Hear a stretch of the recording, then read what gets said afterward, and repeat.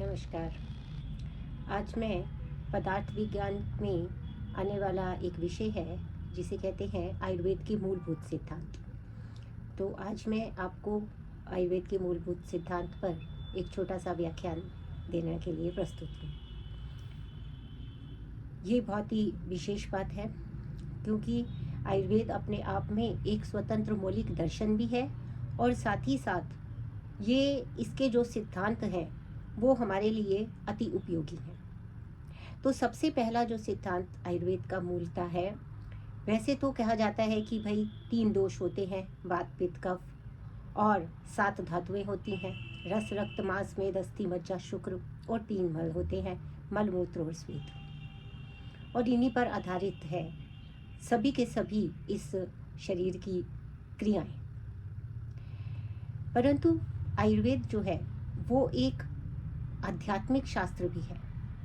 अतः ये एक ऐसा विज्ञान है जिसके अंदर ना केवल जो हमारे आसपास दिखने वाली चीज़ें अर्थात जो भौतिक चीज़ें हैं वो दिखाई देती हैं, अपितु हमें ये मोक्ष तक लेकर जाता है।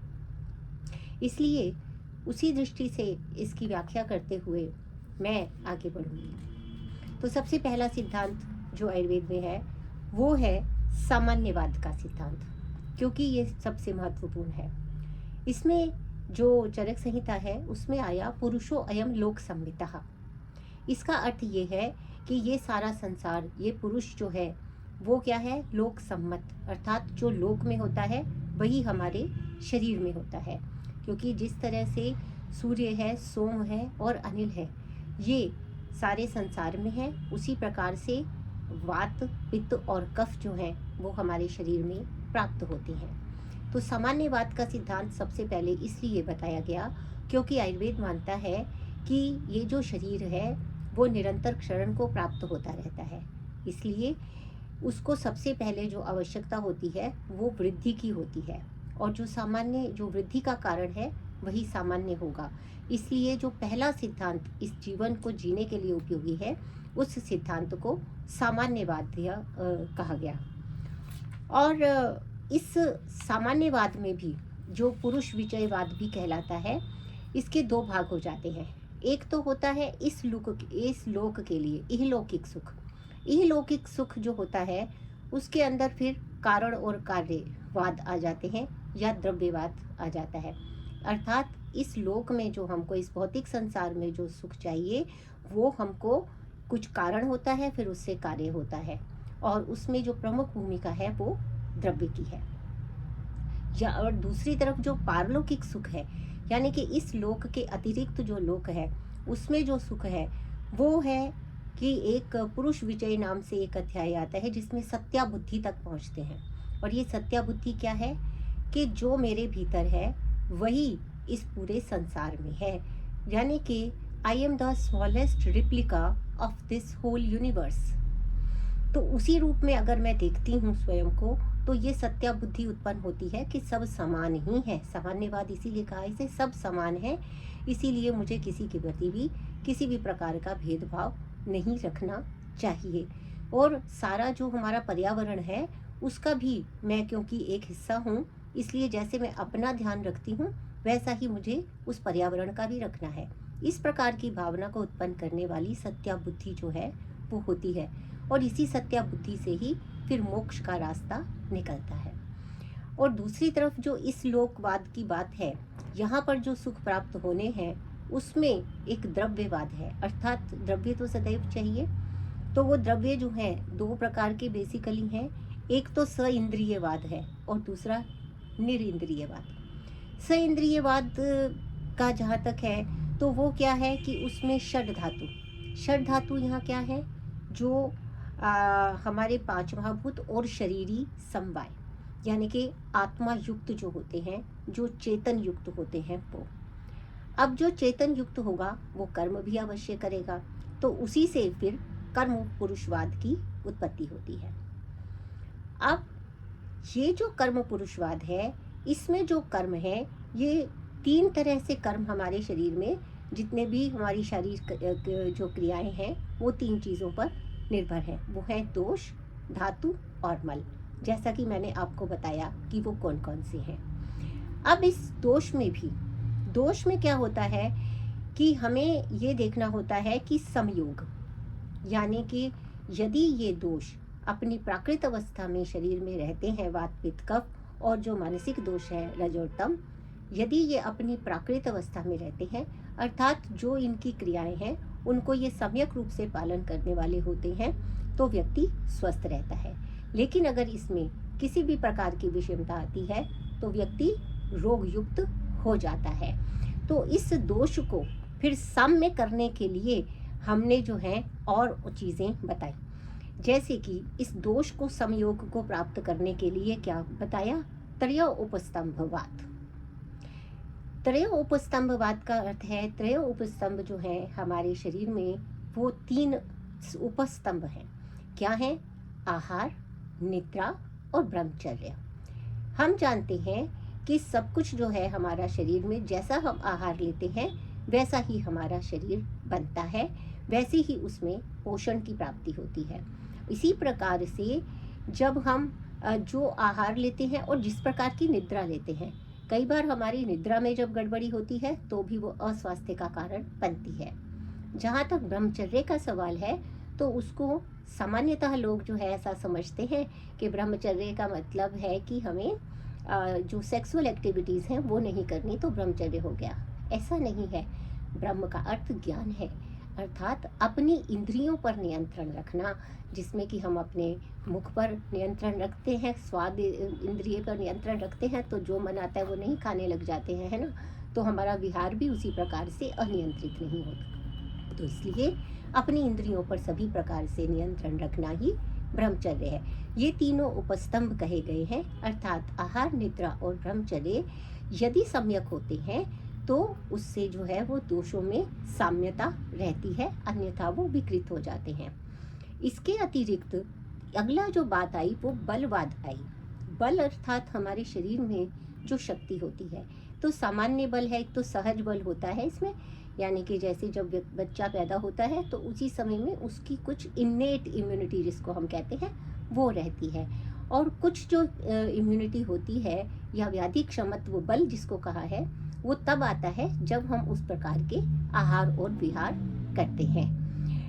इसी तरह से साम्य रखने के लिए एक और सिद्धांत आया, वो था धारणीय और अधारणीय वेग का सिद्धांत। अर्थात हमें मालूम है कि कुछ शरीर में इस तरह की अर्जिज या वेग उत्पन्न होते हैं जिनको कि धारण नहीं करना चाहिए, जैसे मल, मूत्र, जो है पुरीश, अश्रु, जृंभा, इस प्रकार से वेग बताए गए हैं 13, जिनका कि धारण नहीं किया जाना चाहिए।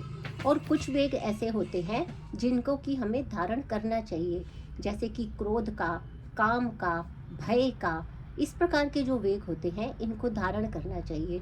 तो इन वेगों को धारणीय या अधारणीय यदि हम रखते हैं तो उसके कारण क्या होता है कि हमारे अंदर इन जिनको धारण किया जाना चाहिए उनको हम धारण करते हैं, और जिनको धारण नहीं किया जाना चाहिए उनका हम अधारण करते हैं।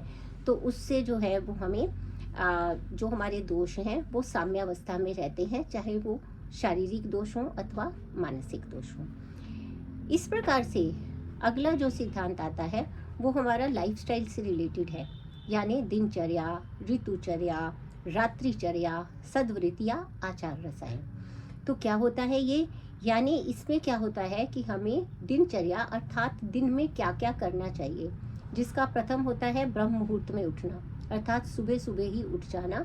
इस समय जो है वो सीरोटोनिन सीक्रेट होता है जो हमें डिप्रेशन से बचाता है, और इसके अतिरिक्त ये ध्यान लगाने अथवा अध्ययन करने का उपयुक्त समय होता है। इस प्रकार से दिनचर्या की विधियां बताई गई हैं, जिसमें सुबह से रात्रि तक किस प्रकार के क्रियाकलाप करने चाहिए, उनका क्या पालन करना चाहिए, ये मूलभूत सिद्धांतों में आता है। इसी प्रकार रात्रिचर्या, किस समय में सोना चाहिए, रात्रि में किस प्रकार का विहार होना चाहिए, इस पे विषय में जब बताया जाता है तो वो रात्रिचर्या कहलाता है। इसी प्रकार से है सद्वृत्त और आचार रसायन। सद्वृत्त का अर्थ ये है कि यदि हम अपने नैतिक मूल्यों की रक्षा करते हुए जो है अपना जो व्यवहार रखते हैं तो उससे भी हमें शारीरिक और मानसिक रूप से संतुष्टि भी प्राप्त होती है और स्वास्थ्य भी प्राप्त होता है।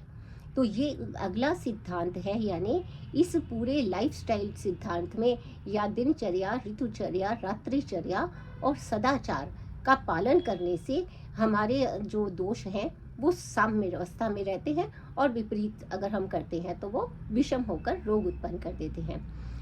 तो इसके अलावा जो दोष वैषम्यवाद है, ये तो साम्यवाद में हमें ये ध्यान रखना है। अब दोष वैषम्यवाद अर्थात जब जब दोषों में जो है वो क्षीणता या वृद्धि होती है, यानी जो ये 3 वात पित्त कफ हैं या रज और तम जो मानसिक हैं, सत्व रजस तमस मानसिक जो गुण हैं, इनमें अगर समता रहेगी तो वो स्वस्थ रहेंगे और विषमता आएगी तो रोग होंगे। तो इनके विषम होने के भी जो कारण हैं वो भी मूलभूत सिद्धांतों में आता है। उसको हमने त्रिसूत्र आयुर्वेद कहा, यानी कि हेतु, लिंग, औषध। यहाँ हेतु यानी कि रोगों का या स्वास्थ्य का कारण, लिंग यानी रोगों का या स्वास्थ्य का लक्षण, औषध यानी कि रोगी होने या स्वस्थ होने में जिन जिन भी औषध और आहार की आवश्यकता होगी उन सब को इसके अंदर लिया जाता है। इसे ही त्रिसूत्र आयुर्वेद भी कहते हैं। तो हेतुवाद में यानी कि सभी व्याधियों का कारण जो है 3 बताए गए हैं। एक है असत्तात्मेंद्रियार्थ संयोग, दूसरा है प्रज्ञापराध और तीसरा है परिणाम। इस असात्मेंद्रियार्थ संयोग का अर्थ ये होता है कि जो हमारी ज्ञान इंद्रियां हैं, यानी शब्द स्पर्श रूप रस गंध, जो हमारे सेंस ऑर्गन्स बोले गए हैं, और जो हमारी कर्म इंद्रियां हैं, वाणी पाणी पाद वायु उपस्थ, यानी कि जो हमारी मोटर एक्टिविटीज हैं, अगर ये सारी चीजें जो हैं वो अलग अलग अपने विषयों को गलत तरीके से ग्रहण करने लगे, यानी इनका अधिक उपयोग करना या इनका जो है परवेसिव यूज करना, मिथ्या योग करना या हीन योग करना, इस प्रकार से यदि करते हैं तो वो दोष विषमता का कारण बनता है। और इसी में ही इन्हीं तीनों को जो है 3 आयतन भी कहा गया है, यानी कि रोग के प्रमुख 3 कारण भी कहा गया है। परिणाम जो है वो काल से लिया गया है, जैसे सर्दी गर्मी बरसात अपने मौसम में अपने ऋतु में यदि वो सही रहता है सब कुछ तो व्याधियां नहीं होती हैं, लेकिन अगर वर्षा ऋतु में गर्मी, गर्मी में सर्दी, सर्दी में वर्षा, इस तरह से यदि होता है तो वो रोग का कारण हो जाते हैं। लिंगवाद जो है उसमें भी हम क्या करते हैं कि लिंगवाद के ये लक्षणों का हमें ज्ञान होता है, जिसमें कि हम प्रत्यक्ष अनुमान और आप्तोपदेश का सहारा लेते हैं। इसके अलावा ये प्रमाण है। इसके अलावा हमें जो है 6 प्रकार की 8 प्रकार की इस तरह से कुछ परीक्षाएं बताई गई हैं, नाड़ी की परीक्षा, मूत्र की परीक्षा, मल की परीक्षा, इस तरीके से हम परीक्षा करते हैं। इसमें हम प्रकृति की भी परीक्षा करते हैं। और औषधवाद भी जो आता है उसके अंदर आता है कि विषमतावाद में ही औषधवाद क्या है कि औषध कैसी हो सकती है, या तो युक्ति व्यापाश्रय हो सकती है या जो है वो देव व्यापाश्रय हो सकती है, और या फिर वो सत्वावजय हो सकती है। सत्वावजय अर्थात काउंसलिंग करना, मन को जीतना, मन को प्रसन्न करने का प्रयास करना। देव व्यापाश्रय होती है कि जिसमें मणि मंगल होम उपवास इत्यादि का प्रयोग किया जाता है, और युक्ति व्यापाश्रय होती है जिसमें आहार और औषधि का प्रयोग किया जाता है। इसी तरह से मलवाद जो है यहाँ पर ये बताना आवश्यक है कि मल जो है दोष भी जब अपनी विषम अवस्था में होते हैं, अर्थात जब वो रोग उत्पन्न कर रहे होते हैं, तब उन्हें भी मल कहा गया है। और मूत्र पुरीश और श्वेत तो मल हैं ही। ये जो है ये भी 2 अवस्थाओं में प्राप्त होते हैं, एक सामावस्था और एक निरामावस्था। सामावस्था का अर्थ ये होता है कि उसमें अपक्वता का जो अंश है, आम का जो अंश है, वो उसमें सम्मिलित होता है। आम जो होता है वो क्या होता है कि जाठराग्नि के संयोग के बाद आहार का जो रस शेष रह जाता है और वो अपक्व होता है, तब उसे आम कहते हैं। और इसी के कुछ भाग जब आकर दोषों से मिल जाते हैं, धातु से मिल जाते हैं या मल से मिल जाते हैं, तब वो साम धातु दोष या मल कहलाते हैं। और यदि ये आम का भाग पाचन को प्राप्त हो जाता है, जीर्णता को प्राप्त हो जाता है, तब वो दोष धातु और मल जो है वो निराम कहलाते हैं। वैसे भी किसी भी प्रकार की अगर विकृति होनी है तो उसमें दोष ही कारण होते हैं, इसीलिए उनको वैषम्यावस्था में दोष या मल कहा जाता है और प्राकृत अवस्था में उसे धातु या फिर धारण करने वाला भी कहा जाता है। इसी प्रकार से धातुवाद में हमें, ये तो दोषवाद हो गया जिसमें दोष का हमने साम्य और वैषम्य के कारण बताए। अब धातुवाद में हमें लगते हैं कि इसमें आते हैं त्रिसूत्रवाद, जैसे मैंने आपको बता दिया हेतु लिंग औषध। स्रोतसवाद यानी कि इसके अंदर हमारे शरीर में जितने भी चैनल्स हैं, तरह अन्न वह स्रोतस होता है, प्राण वह स्रोतस होता है, इस प्रकार से 13 स्रोतस जो हैं वो बताए गए हैं, जिसमें कि विविध जो बहते हैं कुछ चीज़ें, जैसे किसी में रस बहता है, रक्त बहता है, श्वास बहता है, हमारा न्यूट्रिशन बहता है, ये सारे जो चैनल्स जिसको स्रोतस कहा गया है आयुर्वेद में, वो स्रोतसवाद होता है।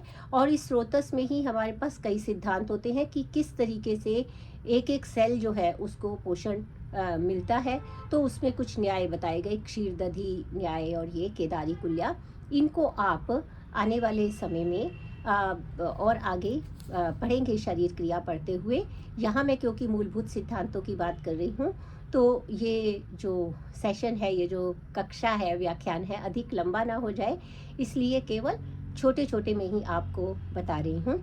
और फिर यही जो मैंने अभी बताया, क्षीर दधी न्याय और केदारी कुल्या खले कपोत, इन सब न्यायों से जो धातु है वो पोषण को प्राप्त होती हैं। इस प्रकार से आयुर्वेद में लास्ट जो बताया है वो मोक्ष का वाद है कि जब संयोग होता है इन सब 5 महाभूत और शरीरी का, आत्मा का, तो प्रवृत्ति हो जाती है, और इनका जब वियोग हो जाता है तो व्यक्ति को मोक्ष की प्राप्ति हो जाती है। बहुत बहुत धन्यवाद। इस प्रकार से आयुर्वेद एक स्वतंत्र दर्शन है, उसके भी यही बिंदु हैं, और आयुर्वेद के जो मूलभूत सिद्धांत हैं उसके भी यही बिंदु हैं। Thank you so much.